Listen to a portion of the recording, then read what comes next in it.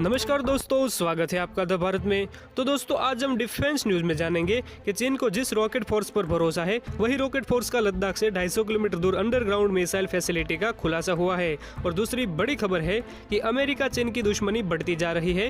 Taiwan को missile बेचने पर नाराज चीन ने अमेरिकी हथियार बनाती कंपनी पर प्रतिबंध लगा दिया है।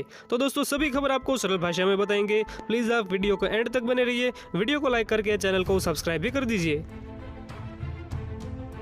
जैसे कि दोस्तों हमने आपको पहले ही बताया था कि चीन की अंडरग्राउंड मिसाइल स्टोरेज फैसिलिटी का खुलासा हुआ है और ये भारत के लिए खतरा बन सकता है। चीन का ये खतरा जमीन के नीचे छुपा है और ये एक मिसाइल गैरिसन है जो लेह से बहुत दूर नहीं है। दोस्तों people's liberation army rocket force को सबसे पहले सेकंड आर्टिलरी कोर के नाम से जाना जाता था। इसकी अति आधुनिक up and running missile storage facility Ladakh की राजधानी लेह से महज 250 किलोमीटर की दूरी पर है। दोस्तों हम ये खबर आपको इंडिया टुडे के हवाले से दे रहे हैं। अब दोस्तों चीन की यह मिसाइल स्टोरेज आखिर है कहां पर, तो ये भी आपको बता देते हैं। इसकी लोकेशन दोस्तों दक्षिणी शिनजियांग मिलिट्री डिस्ट्रिक्ट के करीब है। इस डिस्ट्रिक्ट को 1950 में स्थापित किया गया था और उसके बाद इसे कई बार पुनर्गठित किया गया। लद्दाख के सामने का इलाका जिसमें अक्साई चीन या पूर्वी लद्दाख शामिल है वो दक्षिणी शिनजियांग मिलिट्री डिस्ट्रिक्ट के तहत 1950 और 60 के दशक में आ गया जब चीन ने तिब्बत पर कब्जा किया था। अब दोस्तों जिस मिसाइल स्टोरेज का पता चला है वो रणनीतिक रूप से ये लोकेशन आपातकालीन स्थितियों में पीपल्स लिबरेशन आर्मी के लिए अतिरिक्त तैनाती उपलब्ध कराती है, क्योंकि ये ट्रेनिंग बेस में उनकी मौजूदगी के कारण संभव है। काराकोरम पहाड़ी में खोदी गई अंडरग्राउंड मिसाइल फैसिलिटी तिब्बत को शिनजियांग से जोड़ने वाले हाईवे के करीब 3 से 5 किलोमीटर की दूरी पर है। दोस्तों इंडिया टुडे के रिपोर्ट में जिस मिसाइल स्टोरेज लोकेशन का खुलासा हुआ है उसमें 14 अंडरग्राउंड सुरंगें हैं जो सड़क से 3 किलोमीटर दक्षिण से शुरू होती है और 2 किलोमीटर आगे तक जारी रहती है।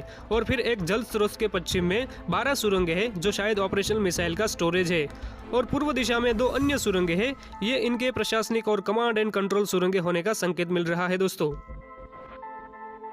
मिसाइल स्टोरेज के आसपास विस्पोल भी लगाए गए हैं जिससे मिसाइल स्टोरेज फैसिलिटी और अंडरग्राउंड सुरंग को बिजली मिल सके।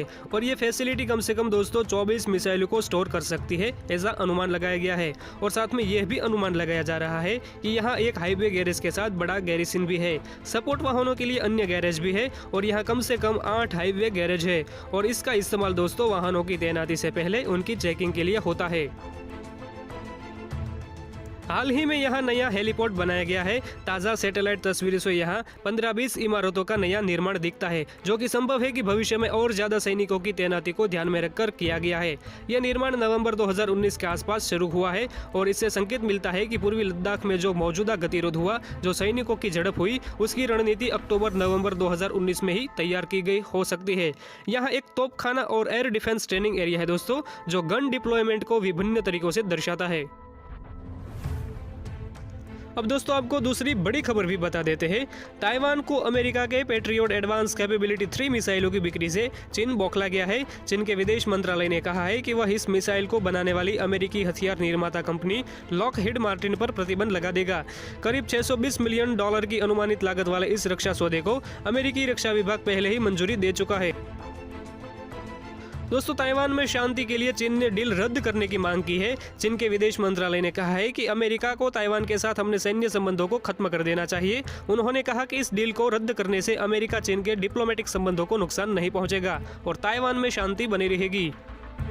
दोस्तों चीनी विदेश मंत्रालय ने साथ में यह भी कहा है कि हमने चीन के राष्ट्रीय हितों को रक्षा करने के लिए कुछ प्रभावी कदम उठाने का फैसला किया है, जिसके तहत हम इस मिसाइल निर्माता कंपनी लॉकहीड मार्टिन पर प्रतिबंध लगाने जा रहे हैं। लेकिन दोस्तों अब चाइना अमेरिकी कंपनी पर प्रतिबंध लगाए या ना लगाए कोई फर्क पड़ने वाला नहीं है, क्योंकि अमेरिका और ताइवान के बीच रक्षा सौदा पहले ही हो चुका है। ऐसे ही लेटेस्ट अपडेट के लिए बने रहिए द भारत के साथ। सब्सक्राइब कर दीजिए द भारत को और पास में रही बेल आइकन की घंटी को भी दबा दीजिए।